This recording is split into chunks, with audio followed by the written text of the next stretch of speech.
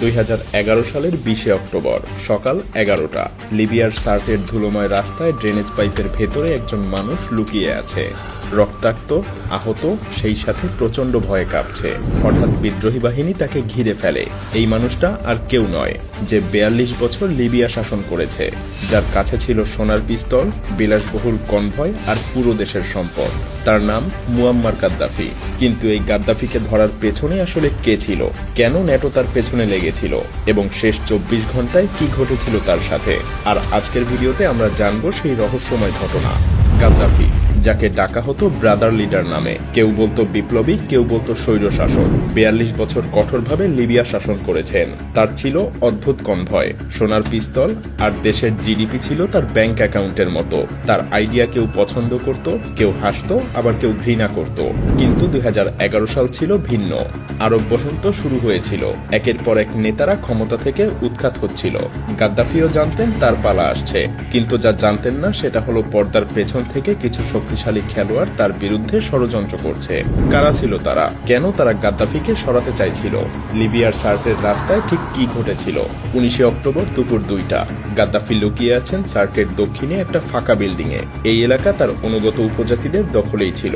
প্রায় 2 মাস তিনি এখানে লুকিয়েছিলেন, যখন কিনা বিদ্রোহীরা রাজধানী ত্রিপলি দখল করে নিয়েছে। তার সাথে আছে ছেলে মুস্তাকিম, সেনাপ্রধান আবু বকর, নিরাপত্তা প্রধান মনসুর দাও এবং একদল সশস্ত্র অনুগত দল।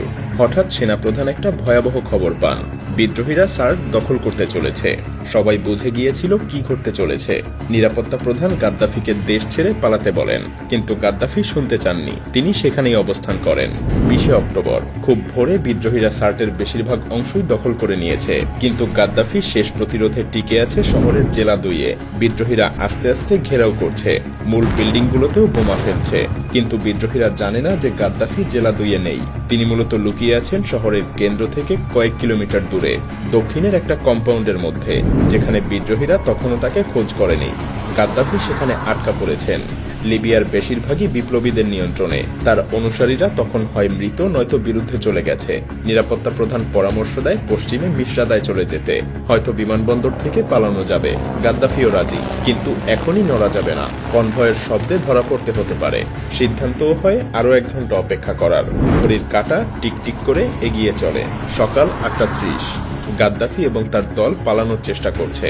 তারা 25টা গাড়ির একটা কনভয় তৈরি করে ফেলে। গাদ্দাফি ছিলেন ঠিক মাঝখানের গাড়িটাতে। শহরের ভেতর দিয়ে যাওয়া তখন অসম্ভব, তাই তারা শহরের পাশ দিয়ে একটা রুট নেয়। ঠিক যখন কনভয় শহর ছেড়ে বের হতে যাচ্ছে, তখনই বিপর্যয় ঘটে। কিন্তু বিদ্রোহীরা না, ন্যাটো বাহিনী তাদেরকে আটকায়। একটা ব্রিটিশ রয়্যাল এয়ারফোর্স টর্নেডো যুদ্ধবিমান রিকনোসেন্স মিশনে থাকা অবস্থায় কনভয়টাকে দেখে ফেলে। আসলে ন্যাটো বাহিনী গাদ্দাফির একটা স্যাটেলাইট ফোন কল ট্র্যাক করে তার অবস্থান জেনে ফেলেছিল। 1 মিনিটের মধ্যেই ন্যাটো বিমান 21টা গাড়িতে আক্রমণ করে এবং বেশ কয়েকটা ধ্বংসও করে দেয়। তারপর আসে আমেরিকার একটা প্রিডেটর ড্রোন, যা লাস ভেগাসের কাছে একটা বেস থেকে রিমোটলি কন্ট্রোল করা হচ্ছিল। ক্ষেপণাস্ত্র ছুড়ে চলন্ত টার্গেটে আঘাত করা হয়। মুহূর্তের মধ্যেই ফ্রান্সের মিরাজ 2000 যুদ্ধ বিমান এসে বোমাবর্ষণ চালিয়ে যায়। ন্যাটোর এই প্রচন্ড বোমাবর্ষণে কনভয়ের বেশিরভাগ গাড়ি স্থবির হয়ে যায়। কয়েক ডজন অনুগত যোদ্ধা মারা যায়। একটা বড় স্ট্রাইকের পর কনভয় ভেঙে কয়েকটা দলে ভাগ হয়ে যায়। পরবর্তী স্ট্রাইকে আরো 11টা গাড়ি ধ্বংস হয়ে যায়। গাদ্দাফির দল ক্রমেই একা হয়ে পড়ে। কাছেই থাকা বিদ্রোহী ইউনিট বিস্ফোরণের শব্দ শুনে সাথে সাথে সশস্ত্র গাড়ি নিয়ে ঘটনাস্থলে ছুটে আসে। সকাল 11টা। কয়েক ঘন্টা ধরে বিদ্রোহী এবং গাদ্দাফির অবশিষ্ট যোদ্ধারা মাটিতে গুলির লড়াই চালাচ্ছেন। কয়েকশো মিটার দূরে গাদ্দাফির ছেলে মুতাসিম একটা ন্যাটো এয়ার স্ট্রাইকে নিহত হয়। 25টা গাড়ির কনভয় থেকে মাত্র 5 জন মানুষ বেঁচে ছিল, গাদ্দাফি এবং আরো 4 জন। গাদ্দাফির 2 জন লোক আলাদা হয়ে যায় আরেকটা গাড়ি খুঁজতে। গাদ্দাফি এবং বাকি 2 জন পায়ে হেঁটে পালিয়ে দুটো বড় ড্রেনেজ পাইপে আশ্রয় নেয়, কিন্তু বিদ্রোহী বাহিনী তাকে দ্রুতই ঘিরে ফেলে। মরিয়া হয়ে গাদ্দাফির লোকেরা আসা বিদ্রোহীদের উপরে গুলি ছুটতে থাকে, কিন্তু তারা স্পষ্টতই সংখ্যায় অনেক কম ছিল। গাদ্দাফির একজন সঙ্গী বিদ্রোহীদের দিকে গ্রেনেড ছুড়ে দেয়, কিন্তু সেটা একটা দেয়ালে লেগে কাছেই পড়ে যায়। সেই গার্ড গাদ্দাফিকে বাঁচাতে গ্রেনেডটার উপরে ঝাঁপিয়ে পড়ে, যার ফলে সে মারা যায় এবং গাদ্দাফিও গুরুতর আহত হন। হঠাৎ গাদ্দাফির একজন লোক সাদা পাগড়ি নিয়ে রাইফেল উঁচু করে বাইরে আসে এবং নিজেই আত্মসমর্পণ ঘোষণা করে। বিদ্রোহী ইউনিট অবশেষে ড্রেনেজ পাইপের শেষে পৌঁছে যায়। গাদ্দাফিও হামাগুড়ি দিয়ে বের হন। তাকে টেনে তুলে দাঁড় করানো হয়। তিনি টলমল করছেন, রক্তাক্ত, আহত, শকের চিহ্ন স্পষ্ট, কিন্তু এই মুহূর্তে তিনি এখনো জীবিত এবং সচেতন। ঠিক দুপুর 12টায় 20 অক্টোবর 2011 মুয়াম্মার গাদ্দাফি আনুষ্ঠানিকভাবে ধরা পড়েন। বিদ্রোহীরা তাকে পিকআপ ট্রাকে তোলে, কেউ চিৎকার করছে, কেউ বলছে তাকে জীবিত রাখতে। গাদ্দাফি বিড়বিড় করে বলে, কি হয়েছে, কি চলছে? মূলত তিনি শকে হতভম্ব হয়ে যান। সব ভিডিওতে দেখা যায় গাদ্দাফি তখনও নিঃশ্বাস নিচ্ছেন, কিন্তু কয়েক মিনিট পরে যখন সব ক্যামেরা বন্ধ হয়, গাদ্দাফি অ্যাম্বুলেন্সে শেষ নিঃশ্বাস ত্যাগ করেন। 42 বছরের শাসনের অবসান ঘটে, কিন্তু কেন, কে এর পেছনে? অনেক প্রশ্নেরই জবাব মেলে না। বিকাল 4:30-এ এনটিসি প্রধানমন্ত্রী নিশ্চিত করেন গাদ্দাফি মারা গেছেন। ফরেনসিক রিপোর্ট বলে গুলির আঘাতে মৃত্যু, যখন তার গাড়ি ক্রস ফায়ারে পড়েছিল। কিন্তু একজন প্রত্যক্ষদর্শী দাবি করেন তিনি দেখেছেন গাদ্দাফিকে 9 মিলিমিটার বন্দুক দিয়ে পেটে গুলি করা হয়েছিল। ভিডিও ফুটেজে লাশ টেনে নিতে দেখা যায়। লিবিয়ান কর্তৃপক্ষ কয়েকদিন ধরে গাদ্দাফির লাশ রেখে দেয়, যাতে সবাই নিশ্চিত হয় যে তিনি মারা গেছেন। এমনকি মিশরাদার একটা ফ্রিজারে রেখে তার লাশ প্রদর্শনও করা হয়। মানুষ শত শত কিলোমিটার পথ পাড়ি দিয়ে তার লাশ দেখতে আসে।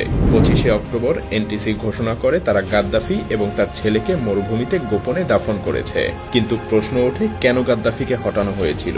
মূলত যুক্তরাষ্ট্র এবং ফ্রান্স চেয়েছিল গাদ্দাফিকে সরাতে। এটা ছিল একটা সুপরিকল্পিত অপারেশন। তারা বিদ্রোহী বাহিনীকে অস্ত্র দিয়ে সাহায্য করেছে, গাদ্দাফির সামরিক ঘাঁটিতে এয়ার স্ট্রাইক চালিয়েছে এবং নতুন কর্তৃপক্ষের জন্য সাহায্য প্রস্তুত করা হয়েছিল, এমনকি গাদ্দাফি উৎখাতের অনেক আগেই। হ্যাঁ, সবই ছিল পূর্ব পরিকল্পিত। কিন্তু প্রশ্ন হলো, কেন পশ্চিমা শক্তিরা গাদ্দাফিকে রাখতে চাইছিল না? এর একটা বড় কারণ ছিল গাদ্দাফির প্যান আফ্রিকান দৃষ্টিভঙ্গি। তিনি চেয়েছিলেন একটা শক্তিশালী এবং সংযুক্ত আফ্রিকা, যেখানে পশ্চিমা শক্তির কোনো প্রভাব থাকবে না। মূলত গাদ্দাফির পরিকল্পনা ছিল গোল্ড দিনার চালু করা। এই মুদ্রা চালু হলে আফ্রিকার তেল বিক্রি হতো গোল্ড দিনারে, ডলারে নয়। আর এটাই পশ্চিমা শক্তিদের জন্য একটা বিশাল হুমকি ছিল, এবং সম্ভবত এটাই ছিল গাদ্দাফি হত্যার প্রধান কারণ। এখন আফসোসের সুরে বলতে হয়, গাদ্দাফির শাসনামলে লিবিয়া ছিল আফ্রিকার অন্যতম সমৃদ্ধ দেশ। লিবিয়ানদের বিনামূল্যে স্বাস্থ্যসেবা এবং শিক্ষা ছিল, বাসস্থান সাশ্রয়ী ছিল, এমনকি বিদ্যুৎ ছিল বিনামূল্যে, পেট্রোল ছিল বোতলজাত পানির মতো সস্তা, নবদম্পতিদের জন্য ছিল সুদমুক্ত ঋণ, মাথাপিছু আয় ছিল $14,000, যা আফ্রিকার সবচাইতে বেশি। কিন্তু আজ লিবিয়া কোথায়? একটা পরিপূর্ণ বিশৃঙ্খলা। দেশটা বিভক্ত এবং বিভিন্ন গোষ্ঠী ক্রমাগত যুদ্ধ করছে, অর্থনীতি ধ্বংস হয়ে গেছে এবং মানুষ চরম কষ্টে আছে। এক সময়ের সমৃদ্ধ একটা দেশ আজ পুরোপুরি একটা ব্যর্থ রাষ্ট্রে পরিণত হয়েছে। তো এই ছিল গাদ্দাফির জীবনের শেষ 24 ঘন্টার রহস্যময় ঘটনা। একজন শক্তিশালী নেতা থেকে ড্রেনেজ পাইপে লুকিয়ে থাকা পলাতক এবং অবশেষে রহস্যজনক মৃত্যু।